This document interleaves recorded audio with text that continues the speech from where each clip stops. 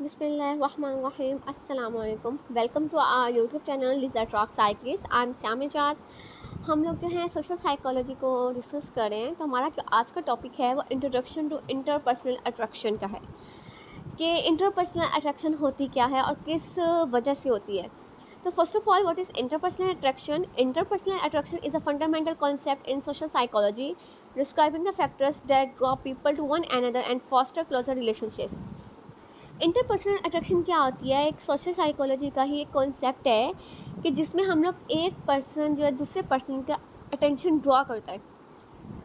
एक बस एक आम सी एग्जांपल है, आप लोग ना सोशल साइकोलॉजी को मैं पहले भी कहती रही हूँ, आप रियल लाइफ एग्जांपल्स और रियल लाइफ सिचुएशंस में देखेंगे ना तो आपको समझ आएगी। अब इसमें क्या है कि आप लोग खुद देखेंगे, आपने किसी पर्सन को भी अट्रैक्ट करना आता है, सेम जेंडर हो गया, ऑपोजिट जेंडर हो गया, क्लास में आप लोगों ने सेंटर ऑफ अटेंशन बनना होता है, तो कौन सी रीजंस हो सकती हैं। अब हो सकता है कि आपकी कम्युनिकेशन स्किल्स अच्छी हो सकता है कि आपका स्माइली फेस हो जिसकी वजह से आप अट्रैक्ट करते हो, ठीक है ना।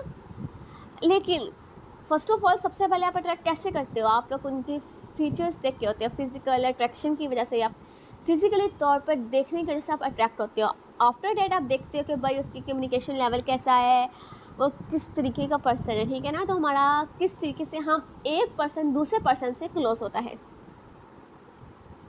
अब कह रहे हैं कि कौन से फैक्टर्स इन्फ्लुएंस करती हैं अट्रैक्शन को। जैसे मैंने पहले बोला, फिजिकल अपीयरेंस। आप first of all physical appearance देखते हो। चलो सपोज ऐसा कर लो कि आप एक क्लास में गए हो, आपका फर्स्ट ईयर, ठीक है। अब आपने एक ओवरऑल क्लास में जो है अपनी नज़र दौड़ाई है। अब उसके पास बैठोगे, आपको जो लगेगा इस तरह के फिजिकल अपीयरेंस के पर्सन के साथ आपको बैठना चाहिए, ठीक है ना, जो आपको अट्रैक्ट करेगा।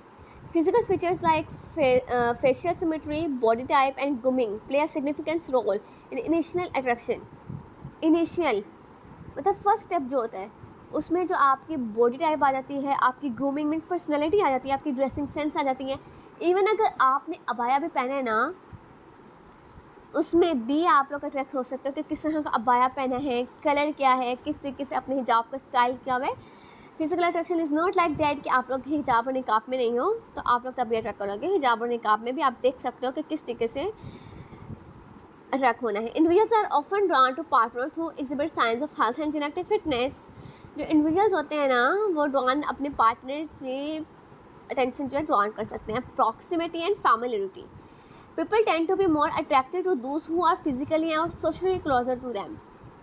जैसे सेकंड चीज़ आ जाती है कि वो लोग उस पर्सन से ज़्यादा अट्रैक्ट होते हैं फिजिकली और सोशली, जो उनके ज़्यादा क्लोज होता है। मीन्स कि अब एक पर्सन है, अब हम इसमें एक एग्जाम्पल ले सकते हैं, जो एक्सट्रोवर्ट पर्सनैलिटी है, अब वो फ़ौरन करेगा कि अगले नेक्स्ट पर्सन जो है ना, जो एक्सट्रोवर्ट टाइप का होगा, चुलबुली सा होगा, लाइक इस पर्सन से फ़ौरन फ्रेंडशिप कर लेगा।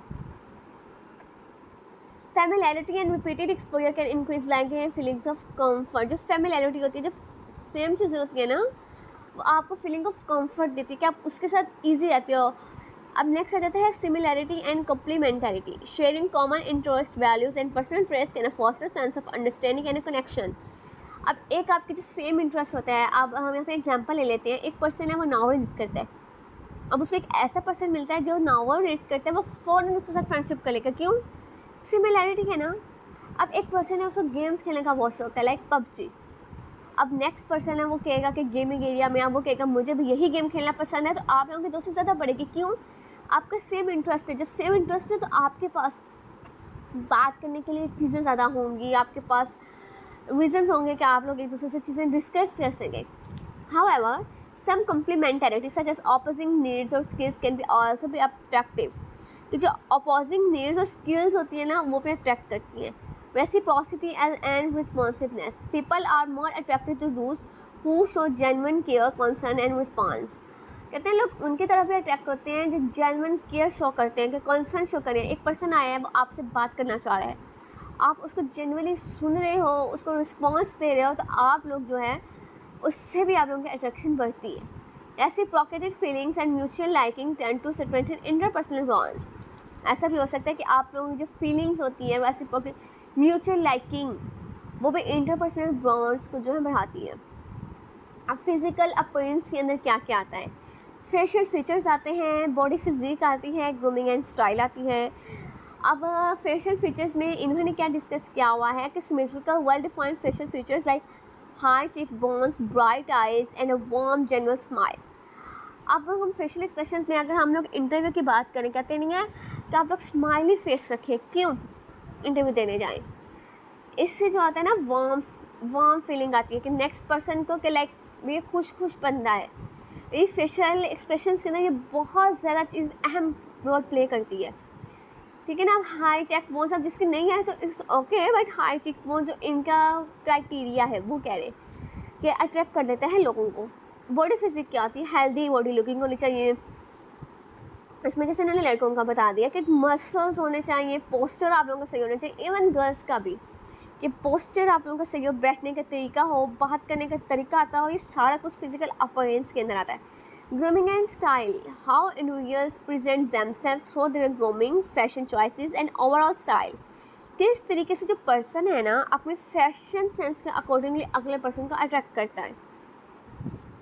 प्रॉक्सिमिटी एंड फैमिलियरिटी के अंदर प्रॉक्सिमिटी आता है, रिपीटेड एक्सपोजर आता है एंड फैमिलियरिटी आता है। People tend be more attracted to those who live, work or socialize in close physical proximity and increases the chance of regular interaction.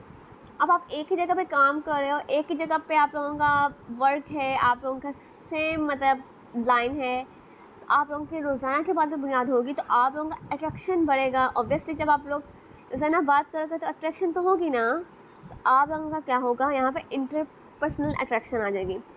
Frequent कोयल interactions and repeated exposure to an individual, बार बार मिलना, interactions होना। अब वो frequent कोयल interactions होते हैं जो फीलिंग्स डेवलप कर सकती है कंफर्ट की एंड लाइकिंग की। थर्ड वन आता है familiarity. We tend to perceive them as more attractive as familiarity builds a sense of understanding and emotional connection. एक पर्सन की जब अंडरस्टैंडिंग, इमोशनली कनेक्शन आ जाता है, सेंस ऑफ अंडरस्टैंडिंग, एक दूसरे को समझ लेते हैं ना, तब भी अट्रैक्शन एक दूसरे से आ जाती है।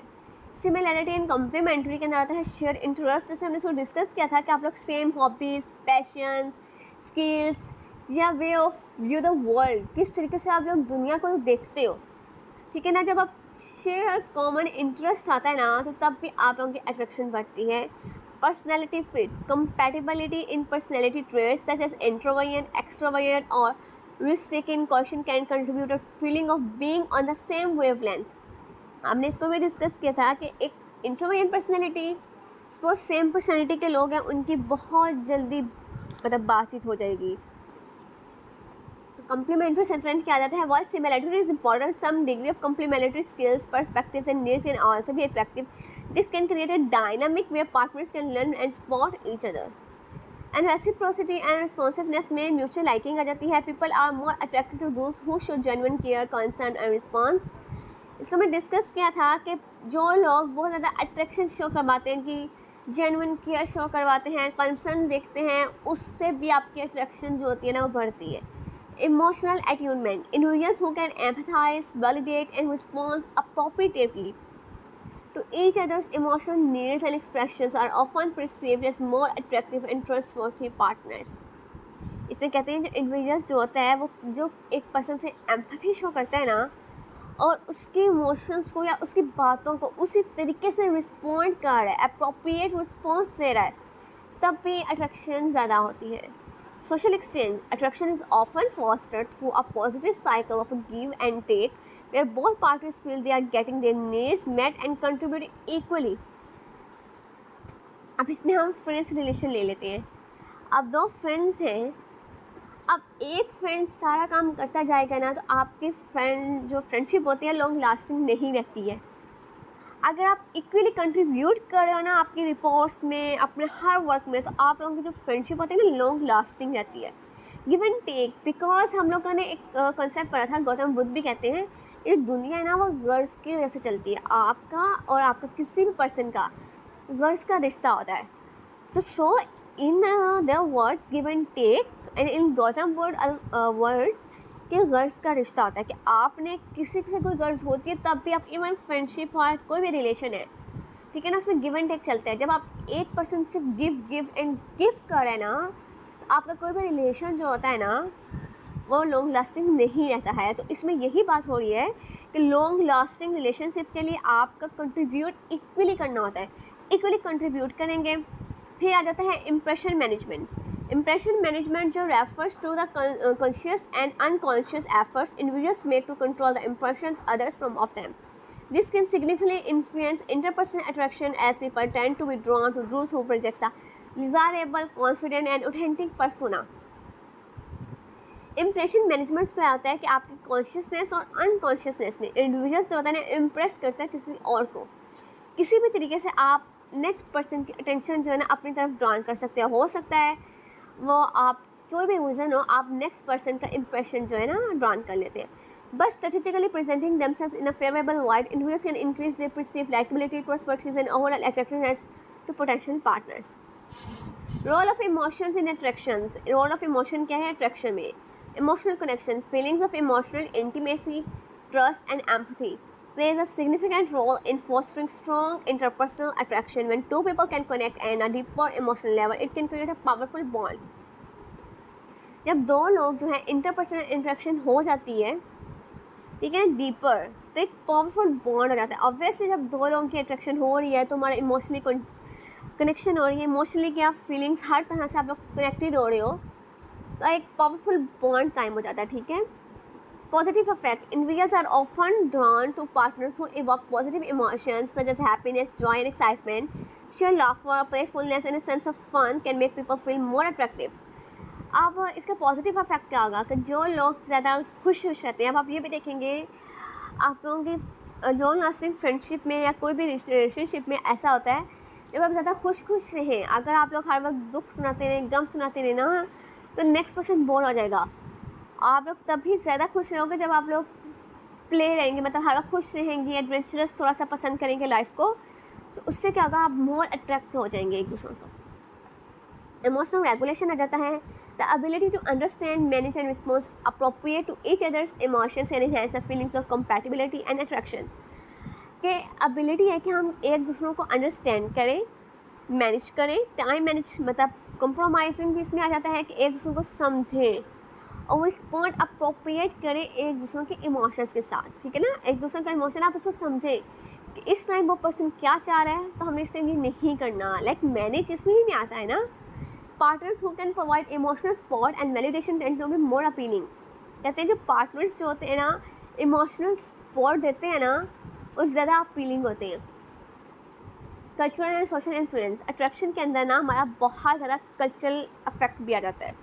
Cultural norms. Perceptions of attractiveness can very greatly across different cultures. कहते हैं कि डिफरेंट कल्चर्स में अट्रैक्टिवनेस का परसेप्शंस बहुत ज़्यादा चेंज है. What is considered physically appealing or socially desirable may differ based on cultural ideas and beauty standards. Her culture का एक ब्यूटी स्टैंडर्ड है, उसी बेस पे आप लोग एक दूसरों को अपील करते हैं. Social influence. Interpersonal attraction is also shaped by a societal influence such as media portraits, peer pressure, and social status. These factors can impact how individuals view and evaluate potential partners. Interpersonal attraction जो होती है वो हमारे societal influence भी बहुत ज़्यादा करती है कि किस तरीके से मीडिया जो है उसको पोर्ट्रेट कर रहा है, पीयर्स का प्रेशर क्या और सोशल स्टेटस क्या है, ये बहुत ज़्यादा अफेक्ट करता है. Gender and sexuality. Social culture expectations and gender roles can significantly influence attraction patterns, particularly in terms of who is deemed attractive and what constitutes an appropriate partner. इसमें gender roles भी बहुत ज़्यादा affect करता है कि हम लोग as an Muslim society और पाकिस्तान सोसाइटी में हम लोग सेम जेंडर्स के ज़्यादा दोस्ती करते हैं, ज़्यादा अट्रैक्ट होते हैं. अब ऑब्वियसली आप लोगों की फ्रेंडशिप और सारा कुछ सेम जेंडर में होता है ना. अगर हम लोग इसको लाइक हस्बैंड एंड वाइफ वाले रिलेशन में लेके जाएँ तो वो एक अलग रहा है. यहाँ पे हम लोग इसको डिस्कस करें एज अ फ्रेंड में. Demographic factors. Age, race, socio-economic status and other demographic characteristics can also play an important on shaping media. अब आपकी सेम एज हो तो आप लोगों की अट्रैक्शन ज़्यादा बढ़ती है. आपका रेस कल्चर सेम हो तो और ज़्यादा होता है फ़ायदा. स्टेटस भी बहुत ज़्यादा मैटर करता है बहुत लोगों की लाइफ में, और भी बहुत से डेमोग्राफिक कैरेक्टरिस्टिक्स होते हैं जिसकी वजह से आप लोगों की दोस्ती बढ़ती है, अट्रैक्टिवनेस बढ़ती है. Practical implications and applications. Personalized matchmaking. Understanding the key factors of the interpersonal attraction can inform the development of personalized matchmaking algorithms and dating platforms to facilitate meaningful connections. इसमें इन्होंने कहा है कि बहुत ज़्यादा, क्योंकि अब हम इसमें थोड़ा सा डिस्कस कर लेते हैं कि हमारी बहुत सी स्टडीज़ ऐसी होती हैं कि जो हम लोग बाहर के कल्चर के अकॉर्डिंगली करते हैं, ठीक है ना, जो हमारे सोसाइटी में एक्सेप्टेबल नहीं हो रही होती हैं। तो कहते हैं ऐसे बहुत से डेटिंग प्लेटफॉर्म्स हैं जिसमें आप लोग मीनिंगफुल कनेक्शन कायम होते हैं। आप लोगों को भी एक ऐप आई होगी, देखा होगा, दिल का रिश्ता, तो जिसमें जो है ना आप लोग जो है ना अपनी लाइकिंग और हर चीज़ डालते हैं और वो भी कहते हैं कि भाई दिल का रिश्ता है, तो आप लोग को दो जो लोग हैं ना उससे ऐसी शादियाँ हो जाती हैं। मतलब उस ऐप के अकॉर्डिंग और उनके अकॉर्डिंगली ऐसा सही होता है। तो इन्होंने यही क्या है कि मैच मेकिंग डेटिंग प्लेटफॉर्म्स होते हैं जो आपको फैसिलिटेट करते हैं कनेक्शंस कायम करने के लिए। Workplace dynamics, awareness of how attraction principle shape professional relationships can help managers foster में collaborative and productive work environments. अगर आप लोग वर्क प्लेस डायनामिक्स को देखें, उसके प्रिंसिपल्स को शेप करें, तो बहुत अच्छे तरीके से हम लोग कोलैबोरेट कर सकते हैं प्रोफेशनल रिलेशनशिप्स को। Relationship counselling, insights from the psychology of attraction can guide therapists and counselors and help couples address issues related to intimacy, communication and maintaining long-term romantic interest। कहते हैं कि एज अ साइकोलॉजिस्ट या therapist और जो counsellors होते हैं ना, वो कपल्स की हेल्प आउट करें कि वो किस तरीके से अपना रिलेशन कायम कर सकें, long lasting relationship, long term relation. अगर आप ड्रामे देखते हो लाइक कोरियन ड्रामा, जिसमें लोग कहते हैं कि लॉन्ग टर्म रिलेशनशिप्स होते हैं, जिसमें लाइक वो पर्सन जो होता है ना 10 महीने के लिए, 1 साल के लिए पढ़ने के लिए बाहर चले जाता है, किस तरीके से उन्हें एडजस्ट करना होता है, ठीक है ना। उसमें ये बहुत आते हैं कि वो फिर वो साइकोलॉजिस्ट या थेरापिस्ट से हेल्प ले कि किस तरीके से हमारी कम्युनिकेशन में बेटर हो, किस तरीके से हम इस चीज़ को मेनटेन कर सकें, ठीक है। और यहाँ पे हमारा हो गया दी एंड लेक्चर का। मुझे यकीन है कि आप लोगों को समझ आया होगा, because it's so much easy कि सिंपल सी बात है कि जिसमें हमने इंटरपर्सनल रिलेशनशिप कैसे अट्रैक्ट करना है, ठीक है ना। अपीयरेंस आ जाती है, इसके अंदर हमारी सोशल कल्चर फैक्टर्स आ जाते हैं, हमारी फिजिक्स आ जाती है, सारी चीज़ें जो होती है ना वो इसके अंदर रोल प्ले करती है। So it's all about the lecture. अब इंशाल्लाह नेक्स्ट लेक्चर में हम इंटरेस्टिंग टॉपिक्स से आपको डिस्कस करेंगे। तब तक अल्लाह हाफिज़। और कमेंट सेक्शन में ज़रूर बताइएगा कि लेक्चर कैसा लगा और इसको किस तरीके से इम्प्रूव किया जाए।